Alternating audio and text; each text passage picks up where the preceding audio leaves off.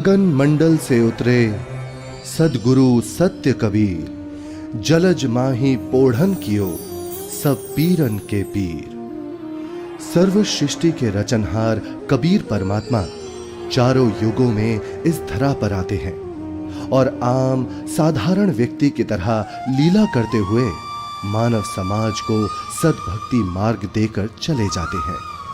आज से लगभग 600 वर्ष पूर्व कलयुग में अपने वास्तविक नाम कबीर नाम से सतलोक से चलकर कबीर प्रभु जी काशी के लहरतारा नामक तालाब में एक कमल के फूल पर सन 1398 ईस्वी संवत 1455 में ज्येष्ठ मास की पूर्णिमा को ब्रह्म मुहूर्त में प्रकट हुए थे।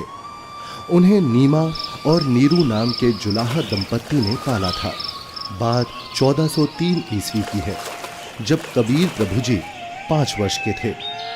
बालक रूप परमेश्वर कबीर साहिब जी ने 5 वर्ष की आयु से ही अपने अद्वितीय आध्यात्मिक ज्ञान में उस समय के सुप्रसिद्ध विद्वानों, ब्राह्मणों, काजी और मौलवियों के छक्के छुड़ाना शुरू कर दिया था।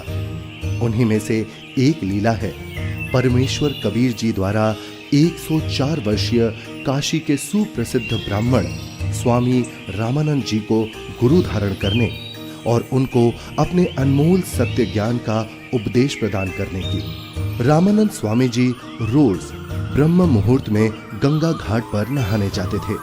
एक दिन ऐसे ही जब वो नहाने गए, जैसे ही स्वामी रामानंद चलकर नदी के किनारे सीढ़ियों से उतरने लगे, स्वामी रामानंद जी के पैर के खड़ाऊ कबीर प्रभु के सर पर लगते हैं। बालक कबीर जोर जोर से रोने लगे। रामानंद जी के चेहरे के भाव बदलकर चिंता वाले हो गए। वो नीचे की तरफ झुके। जैसे ही रामानंद जी झुकते हैं, उनकी गले की कंठी, जो कि एक तुलसी के मनके की होती है, पौड़ी पर बैठे कबीर जी के गले में डल जाती है और स्वामी रामानंद जी रोते हुए बालक रूप में परमेश्वर के सर पर हाथ सहलाते हुए बोलते हैं, ये क्या अनर्थ कर दिया मैंने। रो मत बेटा, राम राम बोलो। राम राम। राम राम कहने से सब दुख दूर हो जाएंगे। ये बच्चा जरूर अपने माँ बाप से बिछड़कर यहाँ आ गया है। ऐसा करता हूँ, स्नान करने के पश्चात इसे आश्रम ले चलता हूँ और फिर इसके माता पिता के बारे में पता करता हूँ।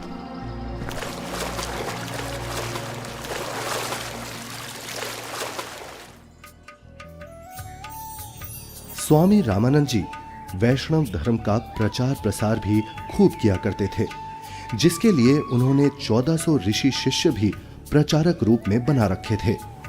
स्वामी जी के उन्हीं शिष्यों में से एक थे ऋषि विवेकानंद जी, जो कि बहुत ही अच्छे प्रवचनकर्ता रूप में प्रसिद्ध थे, जिनको स्वामी जी द्वारा काशी शहर के एक क्षेत्र का उपदेशक भी नियुक्त किया हुआ था। प्रतिदिन की तरह ही एक दिन जब ऋषि विवेकानंद जी शाम के समय विष्णु पुराण से कथा सुना रहे थे। श्री हरि विष्णु जी ही सभी के रक्षक व पूर्ण परमात्मा है। उन्होंने ही राम जी और कृष्ण जी के रूप में जन्म लिया है। वास्तव में भगवान विष्णु ही अजन्मे हैं, अविनाशी हैं। श्री हरि विष्णु भगवान की जय। श्री हरि विष्णु भगवान की जय। श्री हरि विष्णु भगवान की जय। वेद पढ़े पर भेद न जाने, बाँचे पुराण 18। पत्थर की पूजा करे, भूले सृजनहारा।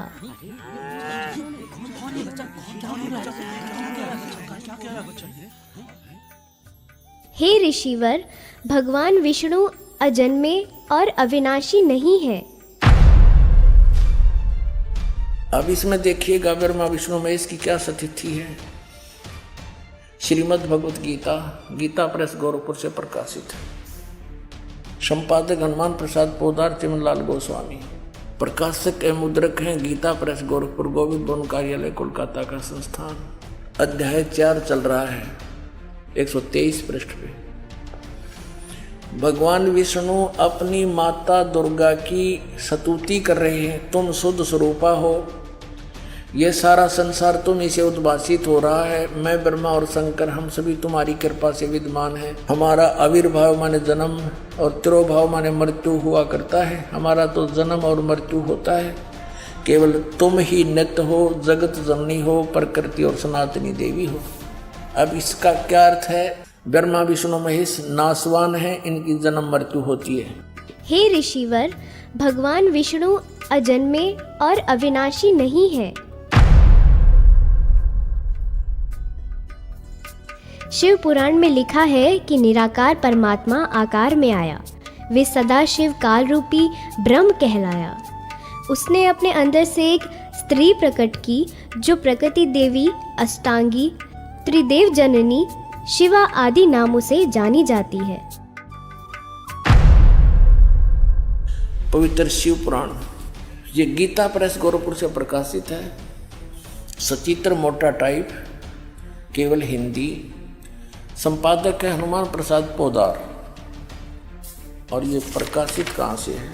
प्रकाशक एवं मुद्रक हैं गीता प्रेस गोरखपुर, गोविंद भवन कार्यालय कोलकाता का संस्था। अब देखना ये रुद्र संहिता का, अब हम छठा अध्याय पढ़ रहे हैं 101 पृष्ठ पे। देवर से एक समय ब्रह्मा जी बता रहे अपने पुत्र नारद को, एक समय उस आनंद वन में रमण करते हुए शिवा और शिव के मन में ये इच्छा हुई, दुर्गा और काल के मन में, कि दूसरे पुरुष की सृष्टि करनी चाहिए, यानी कोई पुत्र उत्पन्न करना चाहिए, जिस पर सृष्टि संचालन का महान भार रखकर हम दोनों केवल काशी में रहकर इच्छा अनुसार विचरे और निर्वाण धारण करें। ऐसा निश्चय करके शक्ति सहित सर्वव्यापी परमेश्वर शिव ने, इस काल ने, अपने वाम भाग के 10वें अंग पर अमृत मल दिया। फिर तो वहाँ से एक पुरुष प्रकट हुआ, यानी इन्होंने पति पत्नी व्यवहार किया, काल और दुर्गा ने, और वहाँ से एक पुत्र की उत्पत्ति हुई। देखिएगा 102 पृष्ठ में, 102 पृष्ठ में। शिव ने कहा, वो बालक उत्पन्न हुआ, उसके कहा कि वत्स, काल ने कहा बेटा, व्यापक होने के कारण तुम्हारा विष्णु नाम विख्यात हुआ। फिर काल रूपी ब्रह्म ने एक काशी नामक सुंदर स्थान बनाया।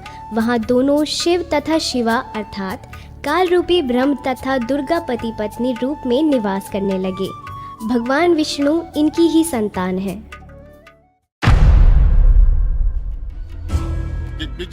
ये सब झूठ बोल रहा है, और ये सब छोड़, तू ये बता तू कौन है, किस जाति का है, गुरु कौन है तेरा? ये तो जुलाहा है, नीमा नीरू का पुत्र है। हे ब्राह्मण, मेरे गुरु भी वही है जो आपके गुरु हैं। अच्छा, तुझे पता भी है मेरे गुरुदेव कौन है? मेरे गुरुदेव स्वामी श्री श्री 1008 स्वामी रामानंद जी महाराज हैं। जी पंडित जी, मेरे गुरुजी भी स्वामी रामानंद जी ही हैं। झूठ, सरासर झूठ। देखो भाइयों, ये जुलाहा सरेआम झूठ बोल रहा है। मेरे गुरुजी तेरे जैसे अछूत के दर्शन भी नहीं करते।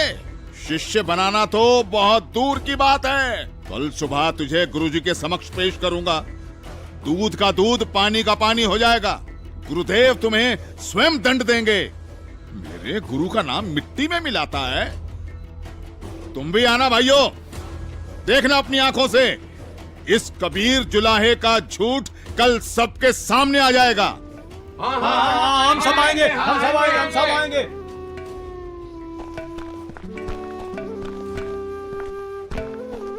अरे पंडित जी, कम से कम मेरे सवाल का उत्तर तो देते जाइए। विवेकानंद सीधा रामानंद जी के पास पहुंचा और उन्हें सारी बात बताई। रामानंद जी भी गुस्सा हो गए कि आखिर कैसे एक जुलाहा खुद को मेरा शिष्य बता सकता है। हे गुरुदेव, एक छोटी जाति का जुलाहा अपने आप को बड़ा विद्वान सिद्ध करने के लिए भगवान विष्णु जी को नाशवान बताता है। क्या नाम है उसका? गुरुदेव, उसका नाम कबीर है। कबीर? हाँ गुरुदेव, कबीर। हे गुरुदेव, उसने तो हम ब्राह्मणों का घर से निकलना भी दूभर कर दिया है। हमें महाशर्मिंदा होना पड़ रहा है। आज उसने भरी सभा में कहा कि पंडित स्वामी रामानंद जी मेरे गुरुजी हैं, मैंने उनसे दीक्षा ले रखी है। झूठा है वो, सरासर कपटी है वो जुलाहा। वो कैसे मुझे अपना गुरु बताता है? उसको कल लेकर आओ मेरे सामने, और उन सभी को भी बुला लेना जिनके सामने उस तुच्छ जुलाहे ने तेरी बेइज्जती की है। कल सभी के समक्ष उसके झूठ का पर्दाफाश करूंगा।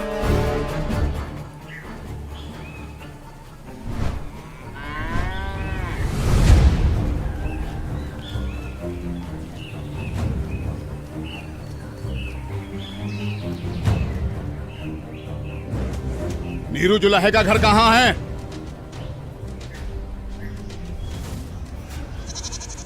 नीरू, नीरू सुनो, नीरू, नीरू। क्या हुआ भाई? बड़े परेशान दिख रहे हो। विवेकानंद अपने साथियों के साथ कबीर को पकड़ने आ रहा है। आपका घर पूछ रहा है। हाँ, लगता है कबीर ने इनको कुछ कहा है।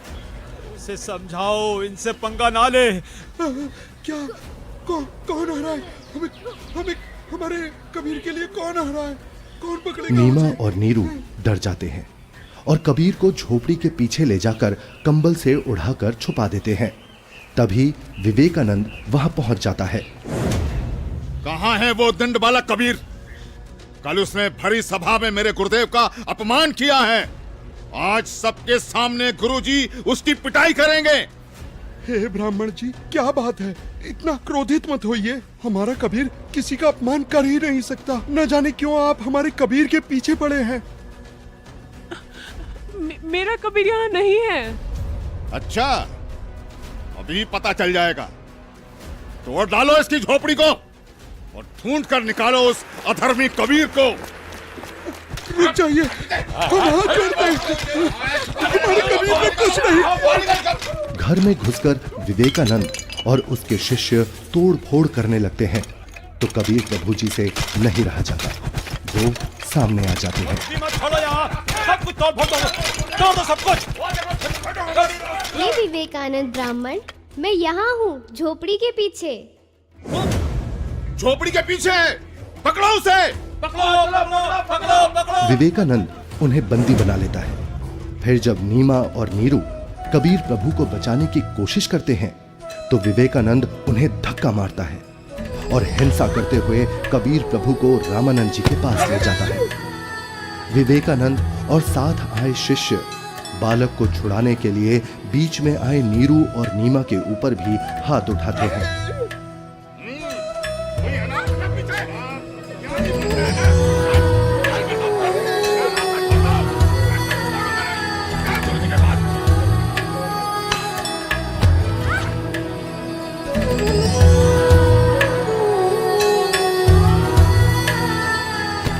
नीरू को भी कुछ गुंडे लाठी डंडों से मार मार कर मृत समान कर देते हैं।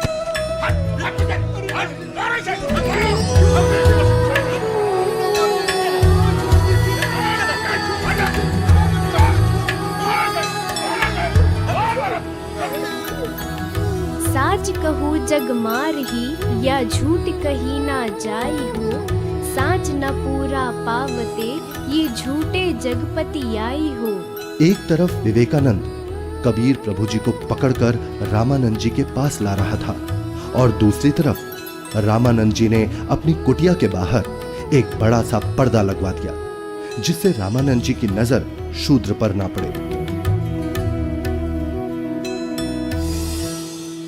हे स्वामी, आपके आदेश के अनुसार पर्दा लगवा दिया है जिससे कबीर की नजर आप पर ना पड़े। कबीर को इस पर्दे के पीछे ही खड़ा किया है। मारो इसे, इसने हमारे गुरुदेव का अपमान किया है। मारो, हमारे ईश्वर की निंदा की है इसने। मारो इसको, मारो इसे, मारो। शांत शांत शांत। आप सभी शांत रहें। गुरुजी खुद ही इस अधर्मी को सजा देंगे। कौन है तू जुलाहे?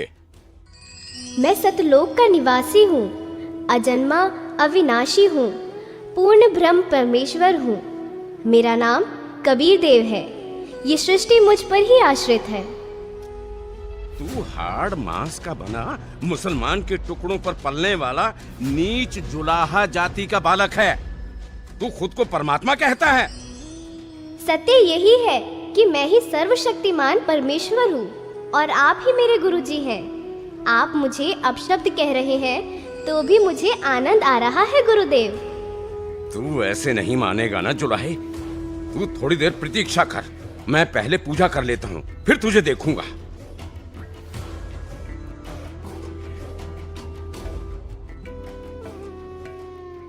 कहीं ये बालक सच में तो भगवान नहीं है, क्योंकि भगवान तो किसी भी रूप में कहीं भी आ सकते हैं। कहीं मुझसे कोई गलती ना हो जाए। अपनी पूजा साधना के बाद सोच समझ के बात करूंगा। 104 वर्ष के रामानंद, जो कि सालों से ध्यान कर रहे थे, वो ध्यान करते हुए ही ध्यान में ही भगवान की काल्पनिक छवि बनाते और उनकी पूजा करते। लेकिन उस दिन ध्यान में कुछ अलग हुआ। स्वामी जी कल्पना में खड़े होते हैं और श्रद्धा से नंगे पैरों जाकर गंगा से जल लेकर आए और ठाकुर जी के वस्त्र उतारे, फिर स्नान करवाया तथा नए वस्त्र पहना दिए, तिलक लगाया और भगवान के सर पर मुकुट रख दिया। तब पास में रखी कंठी पर ध्यान गया और कल्पना में ही बोले, हे भगवान, आज तो कंठी डालना ही भूल गया। फिर कंठी उठाकर मुकुट के ऊपर से डालने लगे, लेकिन माला मुकुट में फंस गई। अब स्वामी जी चिंतित हो गए और कल्पना में ही सोच रहे हैं, हे भगवान, आज ये आपके दास के साथ क्या बनी? यदि कंठी नहीं डाली तो पूजा अधूरी रह जाएगी, और अब यदि मुकुट उतार दिया तो पूजा खंडित हो जाएगी। आज से पहले ऐसी गलती कभी नहीं बनी थी। हे प्रभु, आज क्या गलती बन गई मुझ पापी से? आज का तो मेरा सारा दिन ही व्यर्थ गया। जब स्वामी जी मन ही मन में व्याकुल हो रहे थे और अपने आप को कोस रहे थे, तब परमेश्वर कबीर साहिब जी पर्दे के पीछे से बोले, हे स्वामी जी, चिंता मत कीजिए, इस माला की गांठ खोल दीजिए और फिर ठाकुर जी के गले में डालकर इस माला को बांध दीजिए, फिर आपको मुकुट उतारना नहीं पड़ेगा।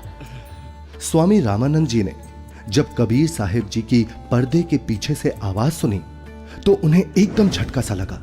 वो एकदम आंखें खोलकर चौंक जाते हैं और मन ही मन विचार करते हैं कि हे भगवान, ये क्या? यहाँ ना तो कोई मूर्ति है और ना कोई माला। मैं तो काल्पनिक पूजा कर रहा था और मेरे मन में चल रही इस काल्पनिक क्रिया को इस बालक ने कैसे जान लिया? ये कोई साधारण बालक नहीं हो सकता। मेरे इस भजन क्रिया को तो केवल भगवान ही जान सकता है। ये तो साक्षात भगवान है। आपने तो मेरे मन की बात बता दी।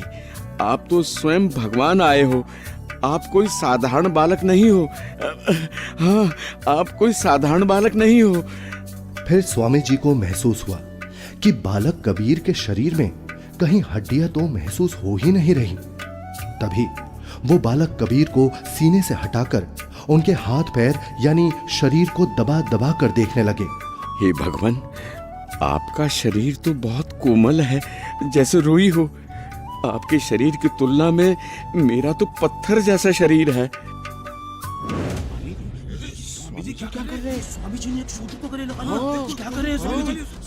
लगता है कि बुढ़ापे में गुरुजी का दिमाग हिल गया है, जो शूद्र को गले से लगा लिया। हे भगवान, अगर आपकी आज्ञा हो तो मेरी कुछ शंका है। कैसी शंका गुरुदेव? हे भगवान, एक बात समझ नहीं आई। आपने झूठ क्यों बोला? कैसा झूठ स्वामी जी? आप कह रहे थे कि आपने मुझसे उपदेश ले रखा है, लेकिन मैंने तो आपको कभी नाम दीक्षा नहीं दी। स्वामी जी, याद कीजिए, एक समय आप पंचगंगा घाट पर स्नान करने के लिए गए थे। मैं वहाँ पौड़ियों पर लेटा हुआ था। आपके पैरों की खड़ाऊ मेरे सिर पर लगी थी और मैं पीड़ा के कारण रो रहा था। तब आपने मेरे सिर पर हाथ रखा और कहा कि बेटा राम राम बोलो। तो स्वामी जी, आप मेरे गुरु बन गए और मैं आपका शिष्य। मेरा तो उद्देश्य ही वहां पर आपसे दीक्षा लेना था। हाँ, अब याद आया।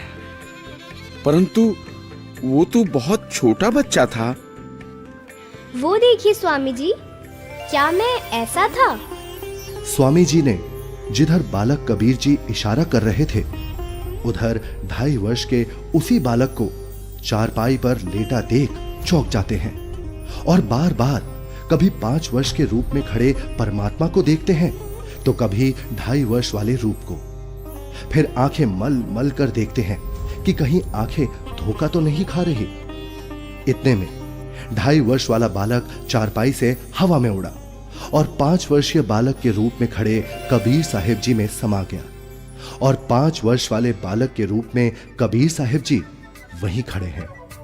मेरा संशय मिट गया। आप ही पूर्ण ब्रह्म हैं, हे परमेश्वर। आपको हम कैसे पहचानें? आप किस जाति में उत्पन्न तथा कैसी वेशभूषा में खड़े हैं? कैसे एक छोटे से बालक के रूप में धोती कुर्ता पहने जुलाहा जाति शूद्र वर्ण में उत्पन्न हुए हैं दाता? हे मालिक, हम तुच्छ बुद्धि जीव आपको कैसे पहचाने? अपने इस अनजान बालक की गलती क्षमा करना प्रभु। ऐसा मत कहिए स्वामी जी, आप मेरे गुरुदेव हैं और मैं आपका शिष्य। नहीं भगवान, मैंने आपको पहचान लिया है। भगवान, आपके बच्चे की कुछ और शंकाएं हैं जिनका निवारण चाहता हूँ, यदि आपकी आज्ञा हो तो। हाँ स्वामी जी, बोलो, आपकी क्या शंकाएं हैं? हे कबीर देव, मैं अपने शिष्यों को राम नाम जाप करने को नहीं देता। यदि आपने मुझसे दीक्षा ली है तो आप मुझे वो मंत्र बताइए जो मैं अपने शिष्यों को देता हूँ। स्वामी जी, आप ओम नाम जाप करने को देते हो। आपने जो मंत्र बताया ये तो सही है, लेकिन एक शंका और है, कृपया उसका भी समाधान कीजिए। पूछिए गुरुदेव जी। मैं जिसे शिष्य बनाता हूँ उसे एक चिन्ह देता हूँ, वो आपके पास नहीं है। हे गुरुदेव, आप एक तुलसी की कंठी माला देते हो गले में पहनने के लिए। ये देखो गुरुदेव, उस दिन पंचगंगा घाट पर आपने ही तो अपने गले से निकालकर ये कंठी मेरे गले में पहनाई थी। ये सारी लीलाएं देखकर वह बालक रूप में खड़े कबीर परमात्मा की बातें सुनकर स्वामी रामानंद जी समझ गए कि ये कोई साधारण बालक नहीं है। उसके बाद कबीर परमात्मा ने स्वामी रामानंद जी को अपने उसी 5 वर्ष के बालक के रूप में अपने साथ यमलोक, स्वर्गलोक, विष्णुलोक, शिवलोक और फिर अंत में सतलोक में ले जाते हैं। ये सतलोक है। सतलोक में नूरी आत्माएं घूमती हुई, सफेद वृक्ष, सफेद फल, फूल, महल, दूधों की नदियां दिखती हैं, हीरे मोतियों के चमकीले पहाड़, सफेद वस्त्रों में मोतियों की माला पहने आत्माएं सतलोक में घूमती हुई। फिर वो दोनों एक बड़े से गुंबद नुमा महल के अंदर सतलोक में भगवान के पास पहुंच जाते हैं। सतलोक में पूर्ण परमात्मा कबीर जी एक गुंबद में एक ऊंचे सिंहासन पर विराजमान दिखते हैं। दोनों उस सिंहासन पर बैठे परमात्मा को प्रणाम करते हैं। अब बालक रूपधारी कबीर देव उस सिंहासन के पास जाते हैं और सिंहासन पर बैठे अपने अन्य रूप पर चवर करते हैं। ऐसा देखकर रामानंद जी सोचते हैं, इसका मतलब कबीर देव जी इस सिंहासन पर बैठे सच्चे परमात्मा के सेवक हैं। तभी सिंहासन पर विराजमान तेजोमय परमात्मा सिंहासन से उठकर खड़े हो गए और कबीर देव जी के सामने हाथ जोड़कर कबीर देव जी को बैठने का आग्रह करने लगे। बालक रूप में कबीर परमात्मा सिंहासन पर बैठ गए और पहले सिंहासन पर बैठे परमात्मा बालक कबीर को चवर करने लगे। रामानंद जी प्रभु के सामने हाथ जोड़कर खड़े रहे। तभी फिर तेजोमय परमात्मा एक प्रकाश पुंज में बदल गया और फिर वो उस बालक कबीर जी के शरीर में समा गया। अब बालक कबीर जी का शरीर भी उतना ही तेजोमय हो गया जितना कि पहले सिंहासन पर बैठे परमात्मा का था।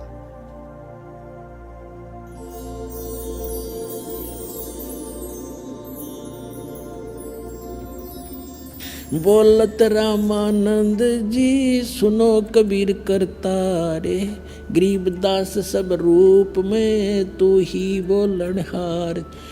दोहू ठोर है एक तू, बया एक से दो, गरीबदास हम कारणे तुम आए हो मगजो। तुम साहेब तुम संत हो और तुम सतगुरु तुम हंस, गरीबदास तुम रूप बिना और न दूजा अंश। हे परमात्मा, आप जी स्वयं ही दोनों स्थानों पर लीला कर रहे हो। आप ही निज ब्रह्म पूर्ण ब्रह्म हो। तीनों लोकों में प्रवेश करके सबका धारण पोषण करते हो। मैंने आपका वो सनातन परम धाम आंखों देख लिया है। आप ही परमेश्वर हो, आप ही सतगुरु तथा आप ही तत्वदर्शी संत हो, और आप ही हंस अर्थात अच्छे बुरे को भिन्न भिन्न करने वाले सच्चे भक्त भी हो। मैं आपका भक्त, आप मेरे गुरु जी। स्वामी जी, आप मेरे गुरुजी ही बने रहो।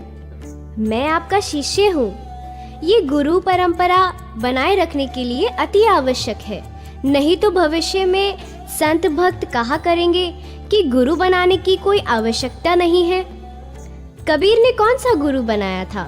इसलिए स्वामी जी, संसार की दृष्टि में आप मेरे गुरुजी की भूमिका कीजिए तथा वास्तव में जो साधना की विधि मैं बताऊं, आप वैसे भक्ति कीजिए। ठीक है परमात्मा, जैसी आपकी आज्ञा। इस प्रकार परमेश्वर कबीर जी ने 5 वर्ष की आयु में ही 104 वर्ष के ब्राह्मण को तत्व ज्ञान से परिचित कराया।